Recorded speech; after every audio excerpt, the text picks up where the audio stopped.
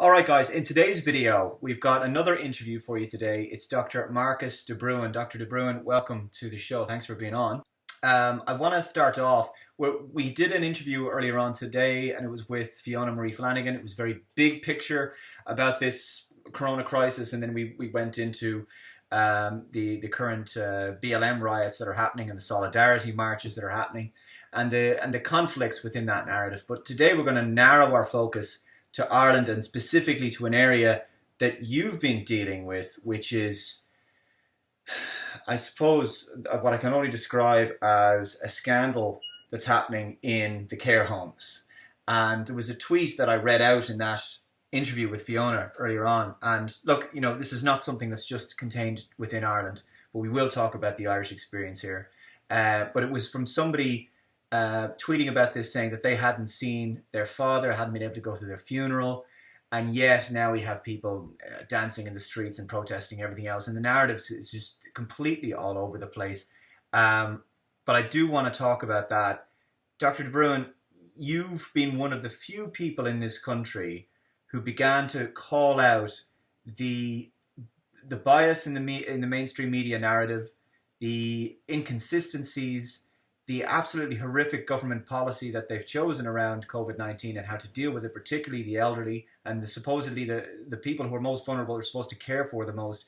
And yet the vast majority of COVID-19 deaths have been in nursing homes.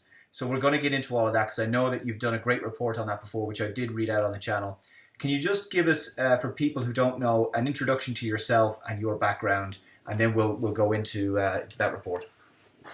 Well, as I said to you before we kind of went live, I am a little bit reluctant to declare my background as an expert in anything because, as I said, I think people are well browned off listening to experts at this stage, but perhaps not browned off, but certainly tired or perhaps overwhelmed with all the experts. My own background is I did general science in California at Cal State Sacramento for 5 years. I returned to Ireland in 1995, and I did a degree in microbiology at Trinity College Dublin. I started a master's degree in public health at Trinity College, and I interrupted that to do a medical degree at the Royal College of Surgeons.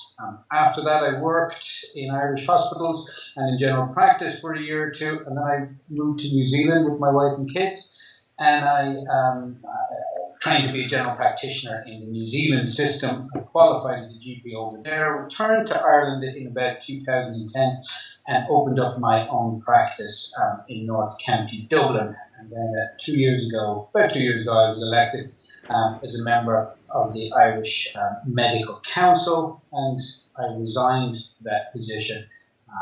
When I was appointed by Minister Harris, I resigned that position in early April of this year because of what had happened and was happening in Irish nursing homes. Well, we'll start there. So at what point were you tipped off? Did you go, hold on a second, something's not right here? And what was that thing?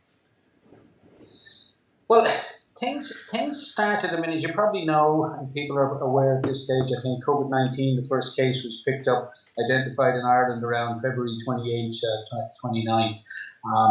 And people were concerned, were very worried and very frightened, particularly the nursing home sector. I think at this stage, I would hope that we don't have to convince anyone, and it's not a conspiracy to say that COVID-19 is and was and perhaps always will be a disease that predominantly affects the elderly. So when this was coming on the scene, February 28th, the nursing homes acted off their own bat, and on March 6th they closed the doors and they said, okay, we're going to protect the residents, and they closed the doors to visitors, which I thought was a reasonable thing to do. But on the 10th, shortly after, Minister Holohan or Dr. Holohan and Minister Harris came out quite publicly, criticised them and requested that they reopen the doors. Now, that was certainly surprising to say the very least, but thankfully the nursing homes didn't listen. The majority of them had kept their doors closed and tried to deal with the crisis that then started to unfold. So I suppose that was the first kind of hint that I got that the nursing homes were certainly vulnerable and at risk, not so much from the virus, but potentially from a lack of concern from those who should have known a little bit better. You know? Okay, yeah. So So that's that was the beginning. So we have. Do you want to go to some of the slides you've given, or do you want to just simply go talk on your own bat about what's actually been happening, the real, I suppose, meat of the crisis that's been taking place there?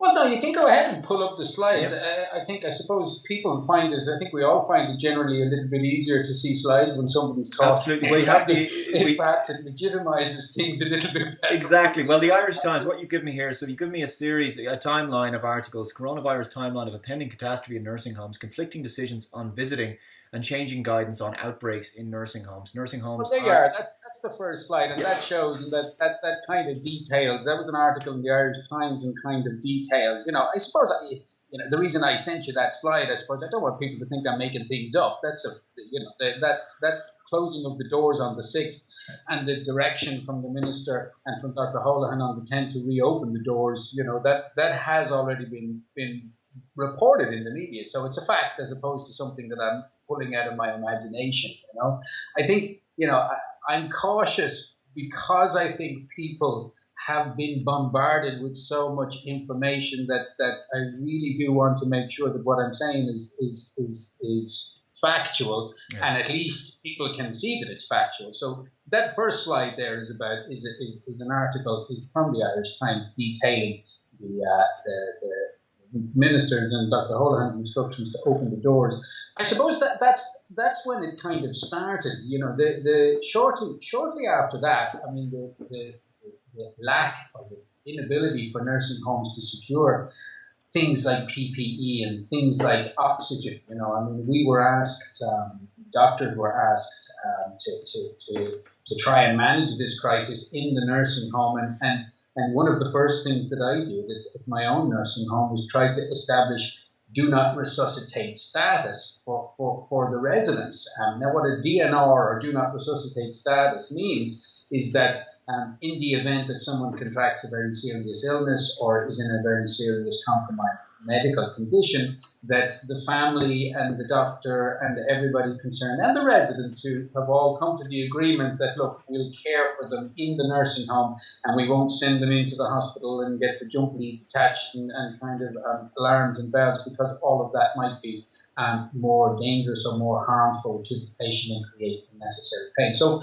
we were trying to establish these do not resuscitate orders, so that if COVID came in and was affecting very, very vulnerable people, that we would know what to do, whether to transfer the patient to the hospital or not. But I suppose a key issue there was that when I was trying to establish those orders, I wanted to make sure that we had the things in place in the nursing home to care for those residents if we're not going to transfer them into hospital.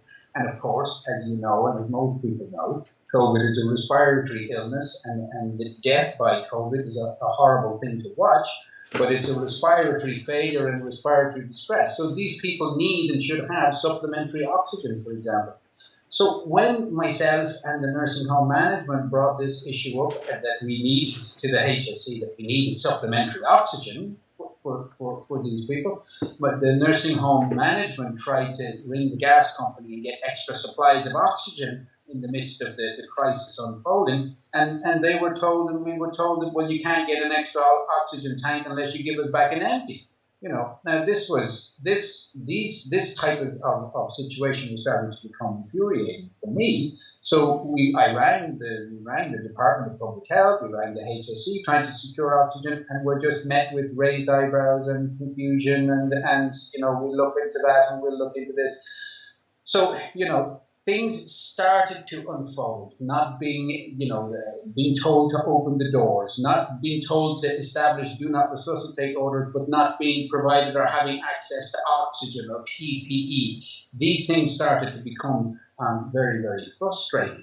I think, you know, what really, really started to bring things to a head, and we're getting on now into mid-March, what really started to bring things to a head was I would go to the nursing home and there would be residents there. New residents who were transferred from the hospital.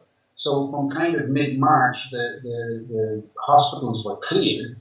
My catchment hospital would be Beaumont in my area, Beaumont in Dublin, and patients were cleared from Beaumont and transferred into the nursing home for respite. Now, we're fortunate, the nursing home I care for had a lot of empty beds because it's just a new facility. So there were quite a few beds there.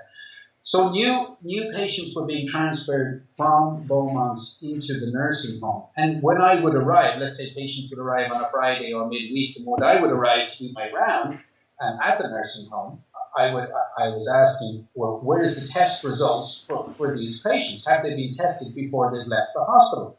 And it took us quite a few days to find out that the answer to that question was no. That the policy at the time was to transfer the patients without tests and just to simply isolate them if in the nursing home if they had symptoms.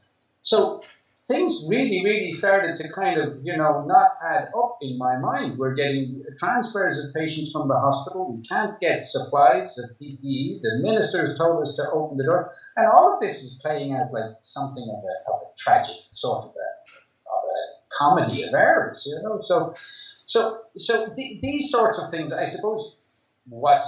And again, I've given you some slides there. You could probably put them up.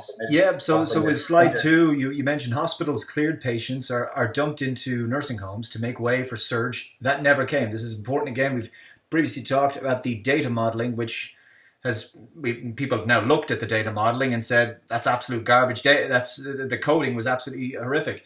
And so that's debunked that. That should have lifted the lockdown instantly because that's the thing that actually justified the lockdown in the first place.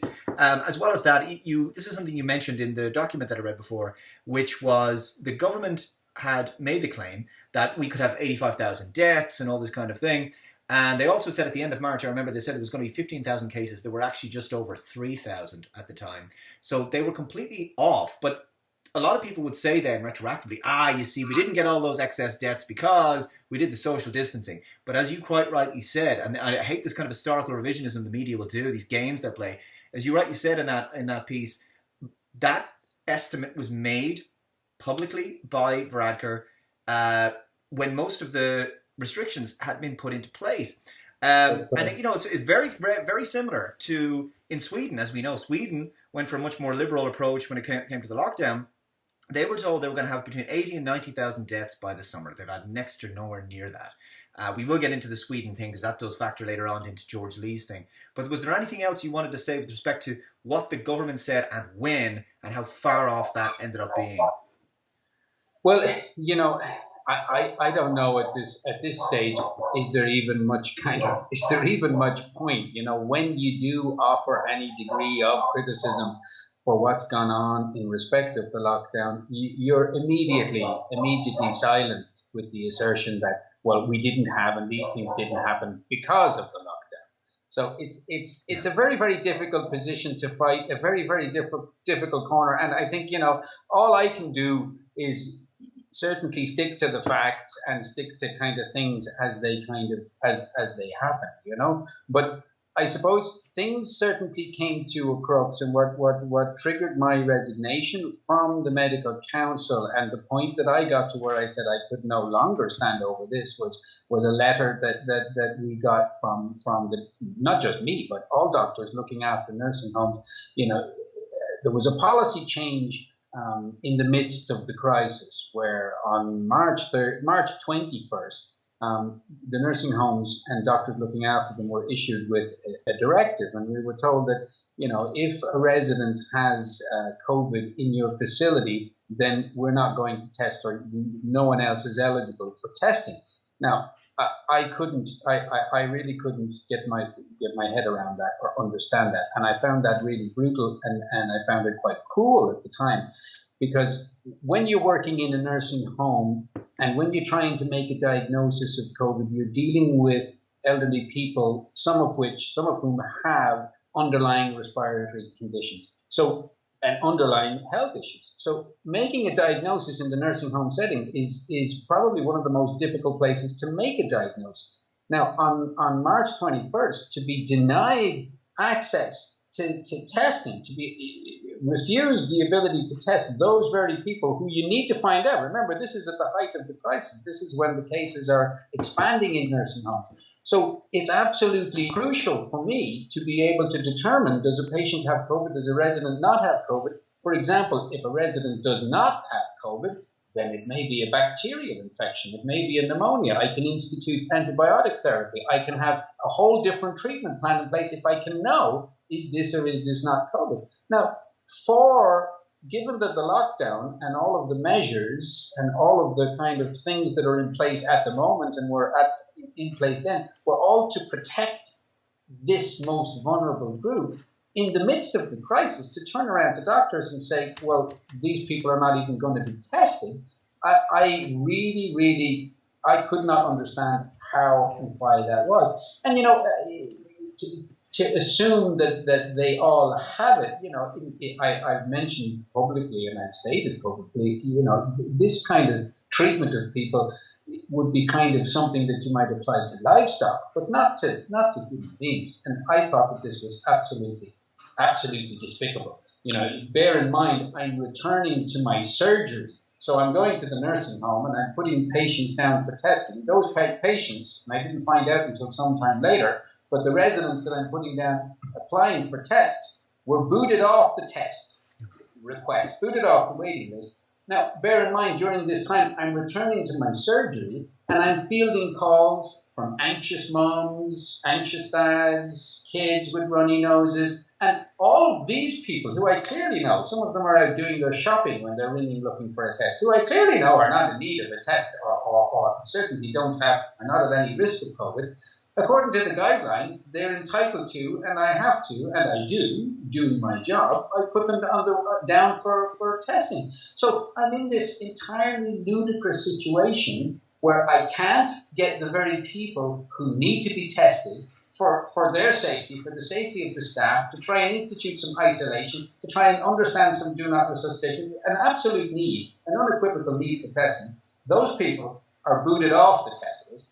And I'm going back to my surgery and I'm signing on the computer and applying for and filling in, putting people on the waiting list for tests who clearly don't need it.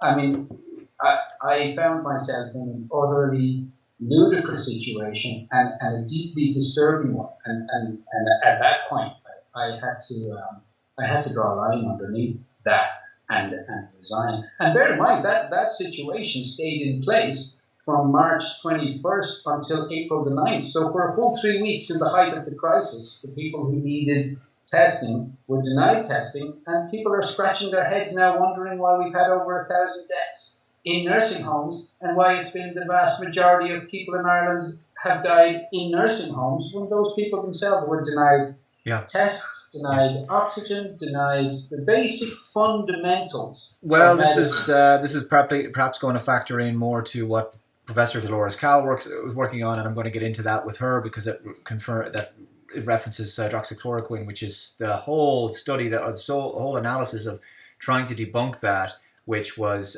in the Lancet. That Lancet report has now been retracted. That is a fiasco, and that is a whole thing that's another can of worms we're going to get into, because that suggests how many people actually that could have survived if they got the treatment they needed. There was an article that was published on gript.ie, and it's about what you a letter that you sent to the government. The article is called "State-Sanctioned Euthanasia to Leave COVID-19 Patients in Infected Nursing Homes," says Doctor. And so it's Dr. Marcus de Brun, who had been appointed by the Minister for Health to the Medical Council and holds a degree in microbiology from Trinity College, has strongly criticised the government's handling of the pandemic in relation to nursing homes. Now, in your letter, you said there are presently circa 25,000 people, again this is just over a month ago, residing in Irish nursing homes, the vast majority of whom are elderly, have underlying illnesses, and as such are at significant risk of dying as a consequence of COVID-19 infection. The mortality of COVID-19 among those over 80 years is estimated to be in the region of 7.8%. Risk increases in respect of age and underlying medical conditions at the nursing home that I provide care for. COVID-19 infection has resulted in a 12% mortality, which is very high. Obviously, that's the age factor brought in there. If we, for the sake that was at that point, it's actually got higher. Out of 52 residents, we've had 15 15 total deaths from COVID-19. So it's actually gone up. It's ended as much higher. I'm hoping that it's passed now. We haven't had any more cases for the past number of weeks. So I'm assuming it's gone. Yeah. But yeah, it was actually higher than that, turned out.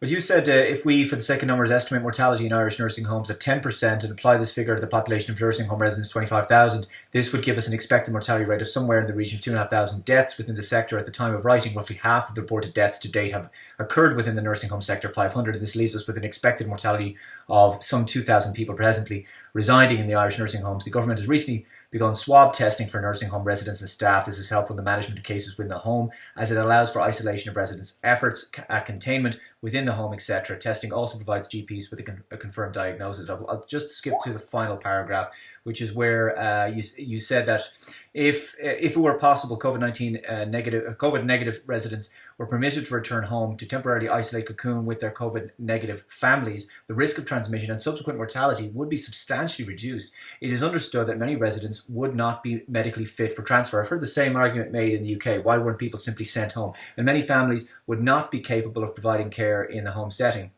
There are, however, many empty public and private beds in Irish hospitals at present. We're going to get to the hospitals because they are at much lower capacity. It is not unreasonable to suggest that many COVID negative residents could be cared for in COVID-free environments. All that is needed is a degree of political will. And this was the important point. It might be argued that confining COVID-negative residents within COVID-positive nursing homes is tantamount to state-sanctioned euthanasia. I would urge the Minister to act now upon the behalf of this most vulnerable cohort of people and their families before it is too late.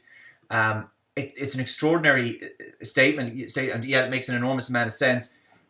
They were in an environment, many of these COVID negative patients were clearly in an environment, the hospitals, which would have been better for them. They were moved into an environment where obviously there was COVID, and then it was a case of, oh yeah, if there's one person who has it, you can't test. So how could you possibly know how to treat the people who started presenting with symptoms? No, well, look, I mean, there's essentially 2 points there, Dave. The very first point is that the elderly were entirely abandoned by the state in terms of access to tests, access to end-of-life care, access to PPE and medications. They're facts, and nobody has been a conspiracy theorist or inventing things. They're facts, and there's a number of slides that you have that you can put up later on to show that. They are facts. Now, the second notion of transferring COVID negative residents out of those environments, look, the point that I was essentially making, I really was pulling my hair out, and I was kind of screaming at the government, at the time, and screaming at doctors around me, wondering why we were doing nothing. And I say nothing with no reservation, because it was essentially nothing. The notion of, there could be a lot of argument. I mean, perhaps a microbiologist or an epidemiologist might come on the show and say, oh, well, look, if you had a COVID negative resident, maybe they could be harboring it, and maybe the test wasn't positive. There's a lot of argument to say that maybe moving COVID negative residents out of COVID positive nursing homes, that's not a good idea. And look, I'm not an expert in public health, and I'm not a minister, and I don't make those decisions. What I essentially was trying to say was there are lots of things that we could have done and could be doing right now. When I wrote the article, there are lots of things we could be doing to stop this process where over 1,000 people are going to die. And in the final analysis, none of those things were even considered. And that's what kind of pains me the most. I'm not saying that I had the panacea or that I have the answer. What I'm saying is that nothing was done. These things weren't considered. These options weren't talked about.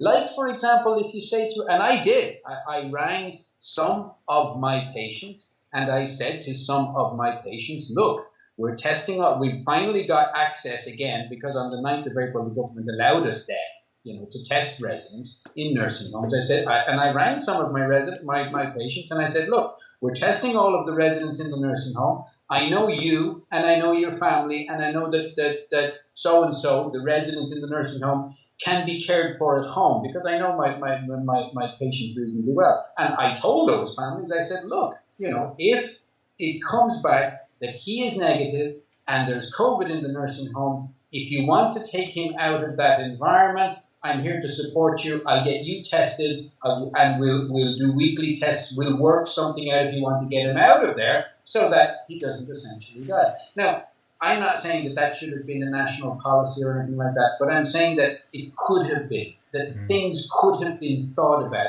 to save, to address, to help the 1,000 Well, people. is there any way of knowing to what degree? I mean, how many people could have been saved if things had gone differently? I mean, in other words, what I'm saying to you, Dr. Brun, is there was obviously an unnecessary level of death, and to what what amount was that? Do you think? I mean, it's hard to put a figure on it, but there was a recent study in the UK recently, looking specifically at nursing homes and looking at the deaths in nursing homes, and it was a study in a well-respected journal. But they came up with the figure that on average, 10 to 15 years of life expectancy has been taken away from the victims of COVID-19 in nursing homes. And I put it to you, I put it to your viewers, I put it out there that 10 to 15 years of life expectancy that was taken away from those people,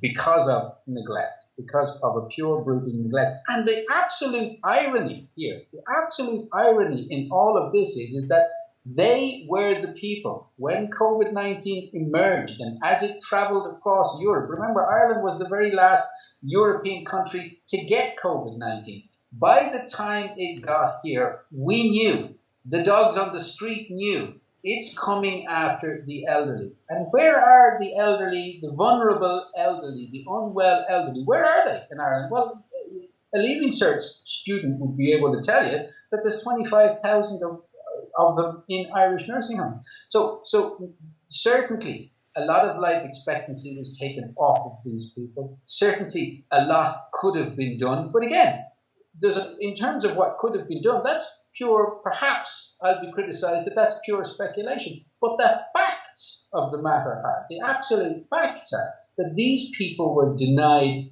basic access to healthcare. And these people were supposed to be the group of people that all of this crap that's going on at the moment, all of this is supposed to be designed to protect. I mean, it's the irony of it is just, it's kind of, I think it's surreal almost. Yeah, and instead, well, we've had a media that hasn't really done its job, hasn't done journalism as far as I can see, and has instead told everybody to just stay at home and effectively watch more fear-mongering and thus make people sicker and more afraid and stay indoors. I mean, we now have a growing body of evidence that says, I mean, it was a study out of Norway that has said that the lockdown was the wrong decision. We've seen that Sweden has fared far better. And actually, that, before I get on to the, I do want to talk about the cervical cancer screenings, because that is obviously a big one, because we'll move into the people who needed treatment and have now been neglected in the wider population. But I do want to talk about Sweden in the context of an article published by RTE. This is George Lee. And this I found a frustrating read, Dr. De Brun. He has said that what we can learn from Sweden COVID-19 ICU figures, and talk us through what were your central issues with this, because I think it speaks volumes about RTE's coverage. Yeah, well, look, I think, I suppose the first thing you have to establish is what I'm trying to achieve here. Do I have an axe to grind? Am I kind of an anti-RTE person or whatever? Am I some sort of a crazy communist or whatever? I'm deeply, deeply disturbed and deeply saddened and deeply angered, I have to say, by what has gone on, by the relationship between RTE, TV license fees, the state, and how RTE has acted as a mouthpiece for everything that's been done so far. There's no element of revision, there's no element of investigative journalism, there's no questioning of kind of data, and there wasn't an RTE journalist around when people were dying in the nursing homes. And I've declined, I've been asked on numerous occasions to speak to people at RTE, and I have absolutely no intention or no desire to speak to them, because to be honest, I'm disgusted by what's been happening in terms of news in Ireland, in terms of RTE. The reason that I put up that George Lee article there is as an example, because you can clearly see from this what's going on. There's a blatantly clear manipulation of the facts. And again, I think we have to be careful about opinions and people's and experts' opinions and try and stick as closely as we can in the final analysis to the facts. But that article from George Lee about the comparison between Sweden, I mean, look, at the end of the day, people want to know, is the lockdown working? Is it not working? And the only kind of objective analysis we have there, and when I say objective, again, I mean outside of opinion, looking at things as objects or things as facts, the analysis that we have, the strongest analysis we have is the case of Sweden, who haven't had a lockdown. Yeah, and just there's a paragraph there, which is a good starting point. He says, our healthcare system simply could not have coped with a more relaxed approach taken by Sweden. But this fails to bring in a multivariate analysis, a differential between Ireland and Sweden in terms of demographics. And that's the key thing. Can you give us some indication as to why Sweden has had more deaths? Obviously, they're twice the population, but per confirmed cases, why have they had more deaths? Obviously, they have a more vulnerable population. Yeah. Look, let's keep it as simple and straightforward. And I'm not being patronizing when I say that, but for our own sakes, let's keep it as simple and straightforward for people as possible. First of all, let's establish one fact, and hopefully everyone in the world will everyone watching will be able to accept this. 90% of the deaths in COVID-19 are in over 65-year-old people. Now, De Brun is not creating any sort of a conspiracy. That's a fact. Yeah. Get on the internet, look anywhere you like. You won't be able to contradict that. 90% of the deaths are in over 65-year-olds. Okay, so that's fact number one, and hopefully we're all on the same page. Right. So if we're going to do a comparison between Ireland and Sweden, and we have a disease that's 90% affects that's 90% of over 65-year-olds, we need to look at the population of over 65-year-olds if we're going to compare the two countries, but that's where 90% of the disease is. So if we look at the population of over 65-year-olds in Sweden and we ask ourselves, how many over 65-year-olds does Sweden have? We see that it has 20% of its population, which is 2 million.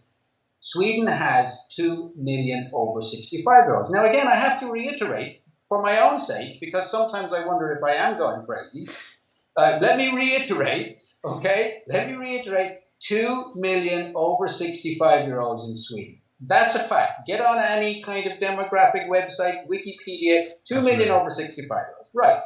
What's the population of over 65-year-olds in Ireland? Well, the last census, it put it at about 637,000. So let's up it a little bit since the last census and say we've got 650,000 over 65-year-olds in Ireland. Okay. So if we want to find out the difference between Sweden and Ireland, they've got 2 million over 65-year-olds and we have 365. So you take our number of deaths and you take the Swedish number of deaths, and if you want to make them equal, you divide the Swedish total by 3. Now, when you do that and you come up with, you give the Swedes the same population of over 65-year-olds as Ireland, you come up with a death or a fatality rate that's markedly lower than what we've got. So according to the facts, the Swedes are not just simply trundling along and trying to do the same as us. The Swedes are actually doing better, because I've done the math there on one of the slides. You'll see that if you divide 2 million by 650, you come up with 3. And if you divide the Swedish deaths total by 3, you come up with about 1,500 deaths. So yeah, so we have 637,567, and in that vulnerable age bracket of the population, you said over the age of 65, and over increased by 102,000 to 637,000, 19% to 2016 census. So 20% of Sweden's population is vulnerable. Yeah, and that would be 20% is 1/5 of 10 million, which is 2 million. So that would explain. So we're actually doing worse. We're doing far worse, and they have no lockdown. So yeah, slide 11, it says over 90% of COVID deaths are over 65 years. Sweden has 3 times the Irish population of over 65 years. Sweden's death toll is actually, what he's basically saying, 3 times the death relative to Ireland based upon demographic deaths. At-risk population, 4,562 to 3 equals 1,520. Irish deaths is 1,664. Yeah, so yeah, I mean, this is what I'm talking about. There's no proper investigative journalism being done. And this was a similar thing that you mentioned in the article that I read out, which was the comparison with Italy. There's a lot, that's even more of a disparity between a country like the UK or Sweden, where obviously the UK and Ireland are much closer in terms of culture and demographics, but the UK's population is far higher, as is the population density. And you take into account with Italy, there are cultural differences, there's dietary differences, there's a huge amount of elderly there, far higher than, disproportionately higher. I mean, it's considered the kind of nursing home of Europe in that sense. In a sense, what we're saying here is that the lockdown was unnecessary. And what we've done is we've torched our economy, shut down small business, and that's the next point that I want to get to, is the people who needed surgeries, elective surgeries, and obviously cancer treatments. We spoke before a few days ago about this. We are going to have, as you said, a second spike. Some of that might be to do with the fact that we've all been sheltered in place, as it were. We're not spreading good bacteria and things like we used to do. But the other component is just, for example, cervical cancer screenings. Can you talk about the next crisis which is going to happen, which is going to be prostate cancer, cervical cancer, breast cancer, all these things that are going to manifest, and our healthcare system will likely be overwhelmed by so many people who have just been made sicker? Well, look, Dave, first of all, I suppose just before we move on, definitely one of the take-homes I think that we really need to understand to cut through a lot of the bullshit that's going on with COVID statistics and all of this shit. One of the things that we really need to focus in on in terms of reality is that as I stated earlier, 90% of the deaths are in over 65. If you look at demographics, and I said this right at the very start, if you look at demographics, that's where you find the explanation and the comparison of COVID deaths, because 90% over 65. The UK, for example, has got roughly 20 times the number of over 65s in Ireland, and hey presto, very strangely, it's got bizarrely roughly 20 times the number of deaths. So if you want to look at facts, you got to look at demographics. Sweden, 3 times the population, and certainly far less deaths than us. So yeah, lockdown, absolutely. The best part of it is a load of nonsense. I mean, there are some. Sweden, for example, although it has no lockdown, it has advised its citizens to social distance, to do some certain things, but it does give them a choice. It doesn't have the police stopping people on the street. It doesn't have your civil rights and your civil liberties all denied, and it doesn't have a total shutdown of the economy. But there are differences, and the differences, I think, are demographic. But this notion of a second wave, now when this talk started about a second wave, of course the second wave is all about the second wave of COVID, blah, blah, blah, blah, blah. And as you rightly pointed out, there are going to be health consequences down the line. Now, it's important not to confuse the two. The second wave that the government and RTE are talking about is a second resurgence of COVID. Yeah. The second wave that I'm talking about is not down the street. It's not down the line. It's not going to happen in December or October. It's here right now.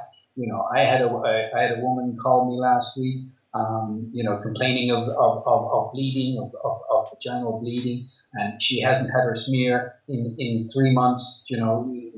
The cervical screening has been shut down. I had a patient who was waiting on a gastroscopy, and that was cancelled, on an endoscopy, a camera down into his stomach, and because of his pain, I was nervous about him. I sent him into the emergency department. He had it done there, and he's got a cancer.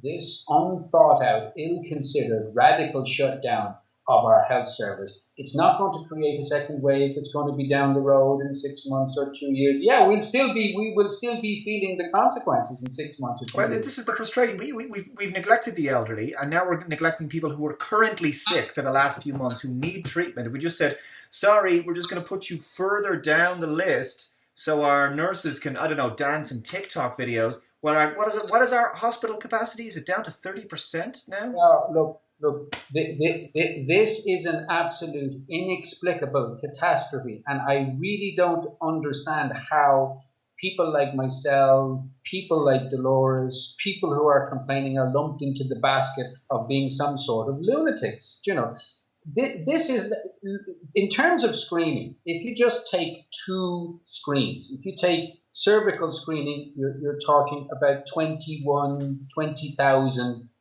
cervical tests are done in this country every month. Now, cervical screening has been shut down since March. So that's over 20,000 tests a month has been shut down since March. Now, that's just one. If you take breast check, that's another 15,000 screening tests that are done every month in Ireland. That's been shut down since March.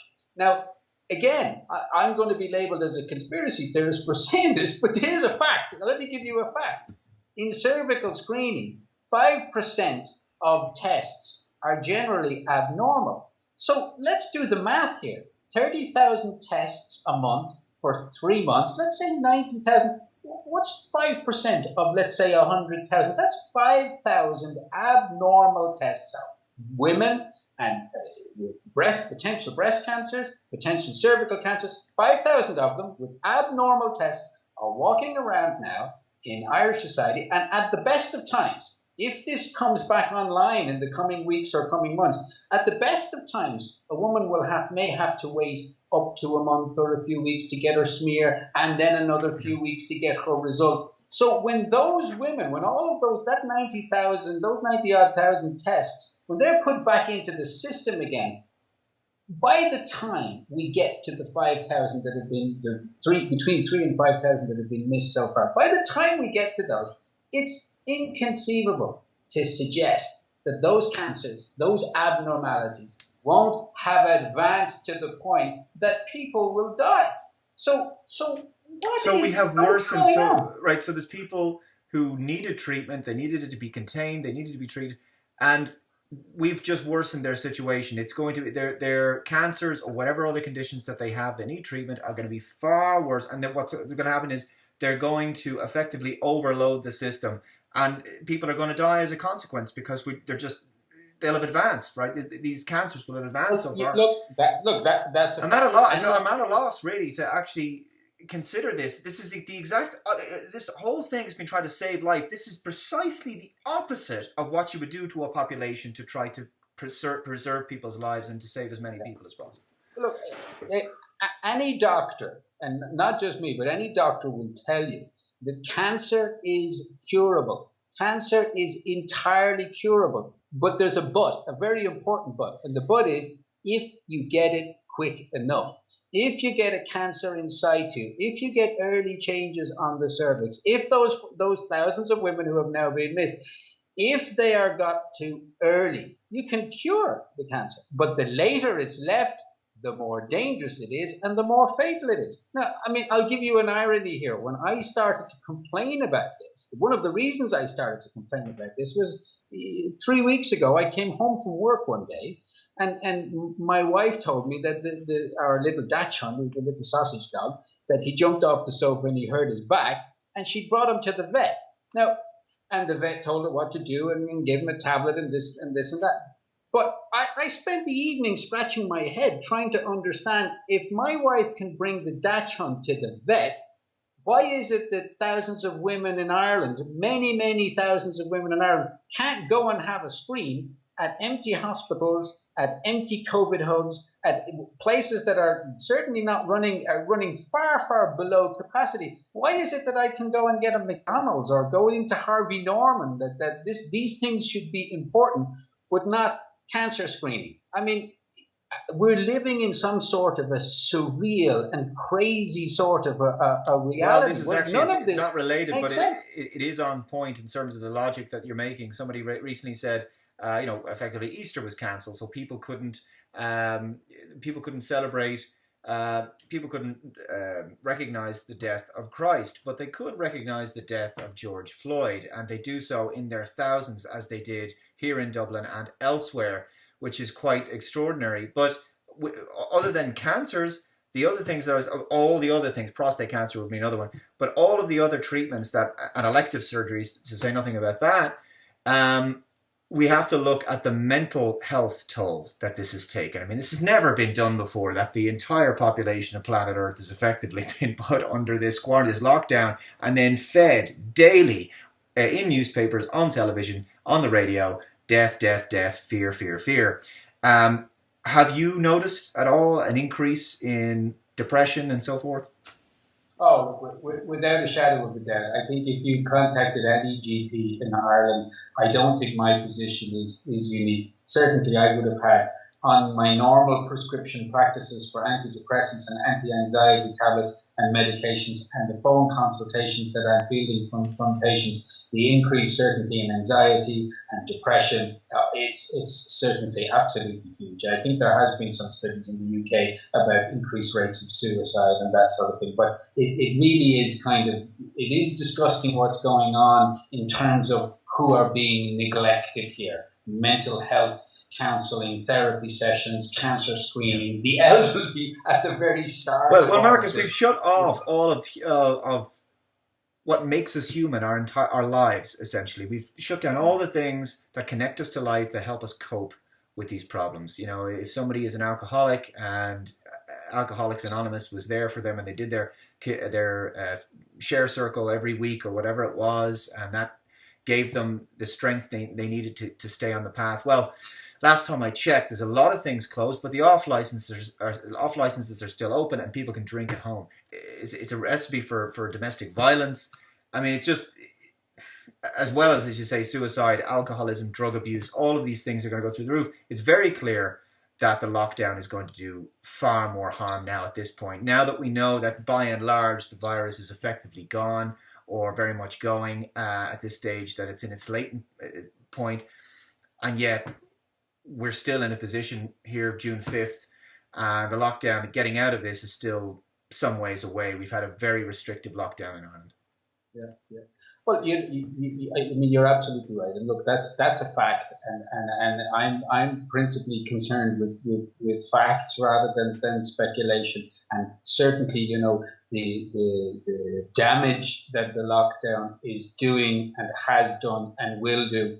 This is not being considered by the mainstream media. It's not being considered by the government who's imposing many of these restrictions. I mean, if I can have, all GPs have been advised, for example, to continue on with vaccinating kids, which is perfectly fine. I'm not an anti-vacciner by any manner of means. I'm not completely pro vaccines in terms of the dangerous, quickly ill-considered vaccines like a COVID vaccine that's going to be thrown at people. I'm for safe vaccines, but if you consider the fact that moms and dads can come into my surgery with their kid, get the kid vaccinated, but we can't, and I'm leaning over the child, I'm wearing a mask, I'm doing the vaccine, that the government wants me to do that and has instructed me to continue to do that. Whereas women with potential cancers can't go in. I mean, getting a mammogram it's a machine that does it. And the guy stands over there and he pushes the button. And the population of women getting screened for mammograms or getting cervical screening, they're not the high risk, dangerous population. These things, we have PPE, there are ways around it.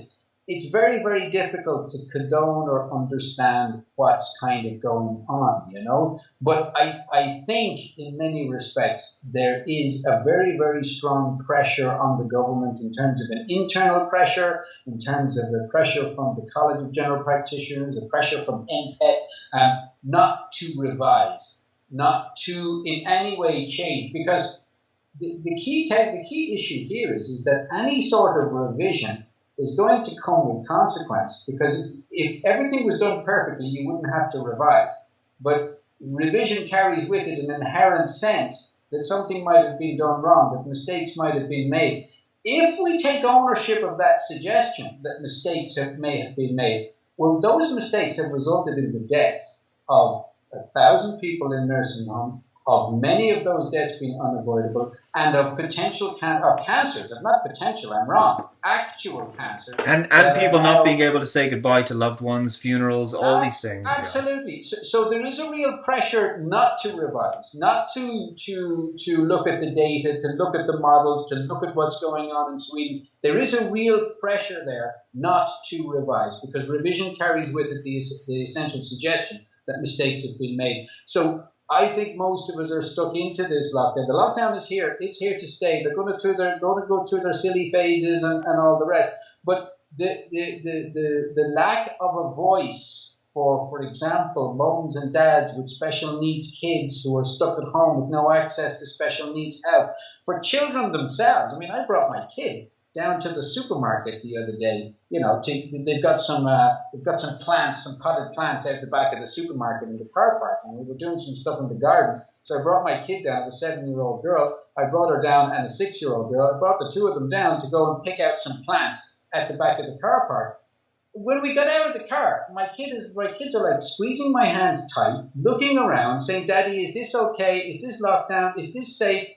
You know, children themselves have been led to believe that there's some sort of disease carriers, that they're dirty little disease carriers, and they're going to spread terrible illness to their grandparents and to old people. You know, this is fundamentally wrong. That's going to have a knock-on effect on the psychology of young children. We live in a country that abused children for years and years and years, and now we're sitting back and we're looking at whole-scale abuse of sectors of the population, and nothing being said by mainstream media, nothing being done by mainstream media, no questions being asked, just simply toe the line and follow much of this ridiculous bullshit on and on and on. Now, I'm not saying the whole lockdown, I'm not encouraging people to go out and break the lockdown. I'm not saying that. But what I'm saying is that the people who are suffering because of a lot of these ill-considered measures have no voice, have nobody speaking for them, and the consequences down the road, they're not even economically, socially, healthcare-wise. I mean, it's hard to actually to quantify the effect this is going to have. We've destroyed small businesses. Many of them are just simply won't reopen again. We've hundreds of thousands of people now on welfare with uncertain futures and all these kinds of things, people having lost their jobs. This is going to create an enormous amount of stress, depression, heart attacks are going to be up, everything else. It's one of the most frustrating things, and I feel like, because I've done so much research on this, and I know that our focus on this conversation has been quite narrow, obviously, because we wanted to focus more on Ireland. But I was walking down the street before, and there was this family, or youngish family, that had a couple of kids, and they were standing in the driveway, standing on the grass of one of the houses here, and they were speaking to Granny and Granddad through the window, and the child is there, and they're like, "Oh, just wave to Granny and Granddad," kind of thing, "Can't come in the house." And I'm like, this is like something out of some ridiculous. It would be like out of a comedy film if it wasn't for the fact that this is incredibly tragic. That we've treated. This is the kind of relationship that that elderly people can't be around children. It's like John Waters has been on the show several times now. We've had some great conversations.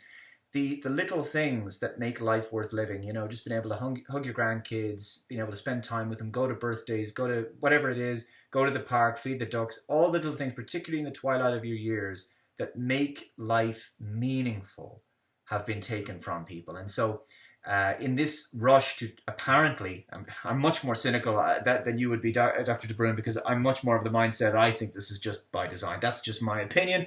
And I think that myself and Fiona Flanagan have gone through a lot of this data that suggests that as part of the bigger picture of where this has come from. But I think all of these things are the exact opposite of what you would do if you really cared about human beings and human life, because it's been so utterly destructive to Irish life here.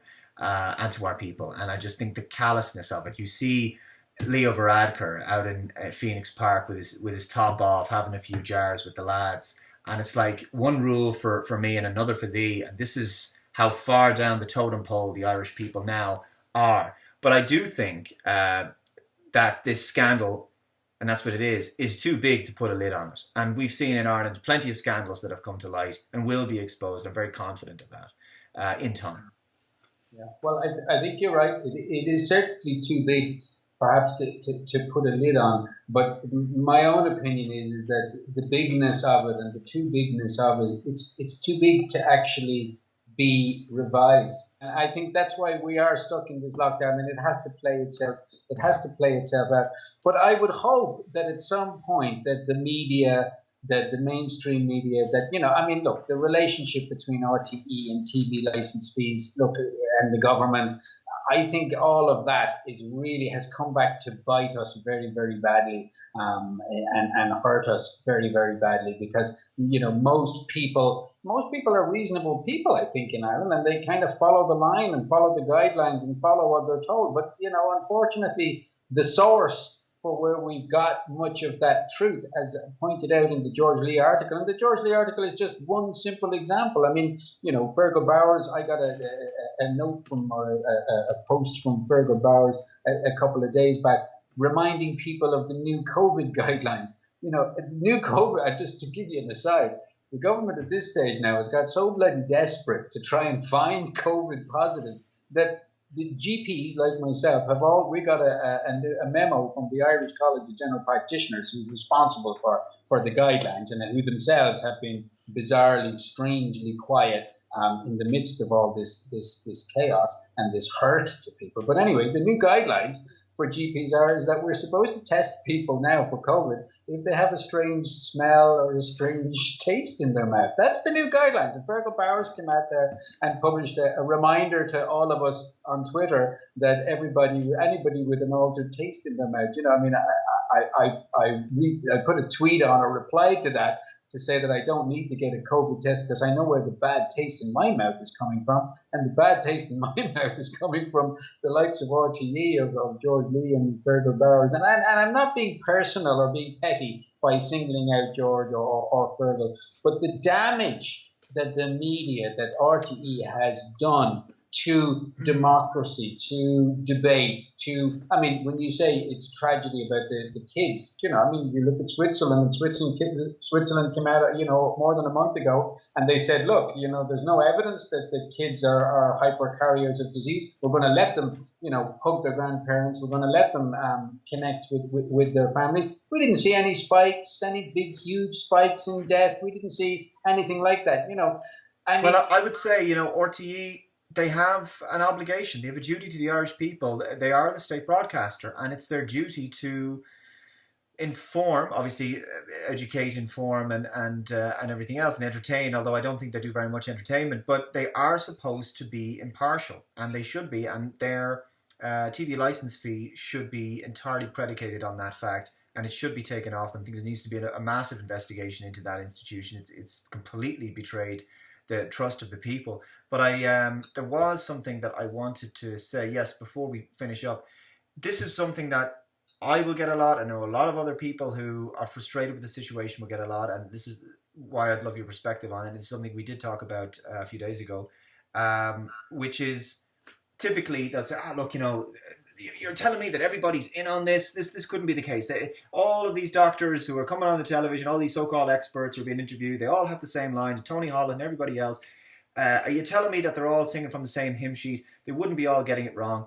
But what I want to know is, other than those people that are put out as the PR faces of this whole crisis, why haven't more GPs and doctors around the country who can clearly look at this? They can see the HSE guidelines. They're similar to the ones from the CDC document and the ones in the UK that are so broad about the definitions of how to put COVID-19 on a death cert, all these things.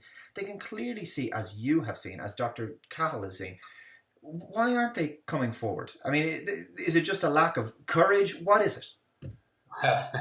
Well, coming forward, I can assure you, it isn't an easy thing to do, and it comes at a little bit of a price, And the shit that's going on at the moment. It's not about me, but certainly, there is a price to pay when you open your mouth in a profession, like Irish medicine, and Irish doctors are, generally speaking, pretty much a conservative bunch, which is absolutely fine. But there are good reasons to explain why so few Irish doctors are speaking out. And there's good reason to explain why a lot of people aren't speaking out in Ireland. If you go on to Wikipedia and you put in the word Quango, you'll get a separate page devoted to Ireland, because we've got the highest number of Quangos, quasi-autonomous, non-governmental organizations in the OECD, if not in the entire world.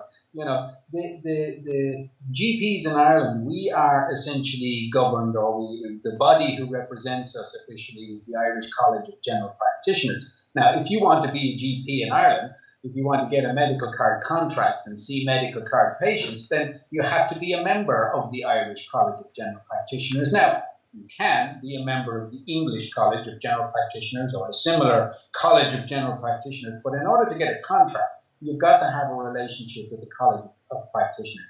And the College of General Practice in Ireland is the ICGP. The ICGP are on NPET. They have two members of the college who sit on NPET. So the guidelines that we have in terms of the lockdown and everything else, the ICGP is deeply embedded in those guidelines, very strongly and deeply embedded in those guidelines. Now, the ICGP, where does it get its funding from? Well, it gets its funding from membership dues, people who choose to be a member, people who have to be a member, but it also gets a huge portion of its funding, several million every year, from the HSE, because it's responsible for training GPs.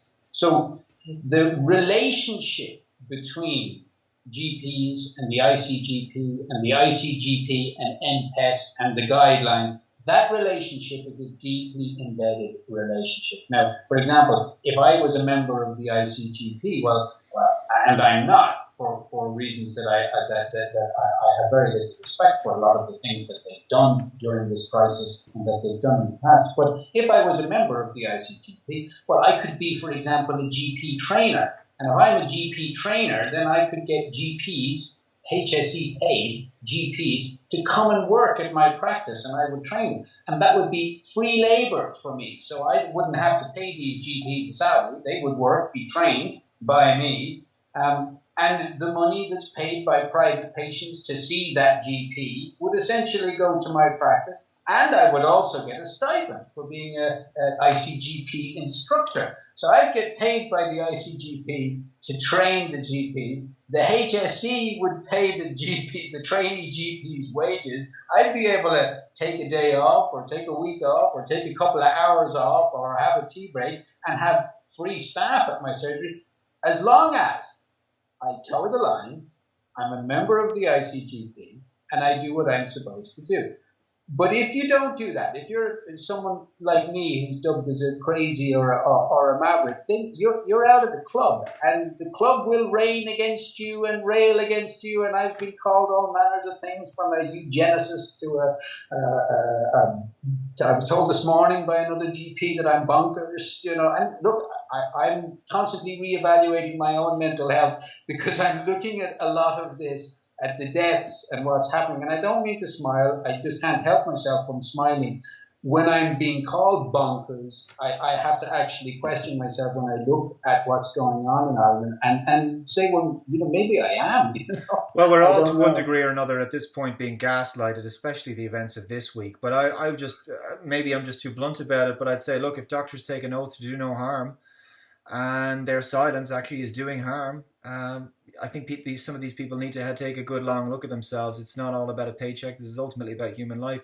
Well, this has been a fantastic discussion, and I hope that we can continue it, Dr. De Brun. I'm going to conclude here by just notifying people of your Twitter, which is where they can follow you, which I'm going to include that up on screen and down below in the description box as well. Was there anything that you wanted to say before we wrapped up? Well, no, I mean, look, all I'd say is that, look, I'm not trying to tell people to break the law. I'm not trying to tell people to break the lockdown. I'm just trying to tell people that, look, we really have to look at our national media. We have to look at the lockdown. We have to look at what we're being told and evaluate that from a logical, reasonable, impartial, perspective. And try not to lose the capacity of for independent thinking, to be able to think for yourself, to be able to analyze the facts for yourself, to be able to look at, for example, the number of deaths in Sweden and related to the number of old people, because much of what we're being told about the lockdown and much of what we're being told about the guidelines and that, much of it is all complete bollocks. Yeah, increasingly, I think a lot of people are coming around to that. Finally, I have to say that, you know, a few weeks ago, I was getting the same stuff, right? I was getting the same, being called bonkers and everything else as you were. Well, I'm getting an awful lot less of that now, and I think it's become manifestly obvious to a lot of people. Well, hopefully it's not because people are just switching off now. Actually, you know, it's funny. I got an email from a very nice person who did come back and say, you know what, Dave, I'm sorry, you were right about this, and that happened a few weeks ago. They were of a very different mindset, but now I think it's become more obvious. But look, Dr. de Brun, thank you very much for being on. It's been an absolute pleasure. My pleasure. Thank you, Dave. Take care.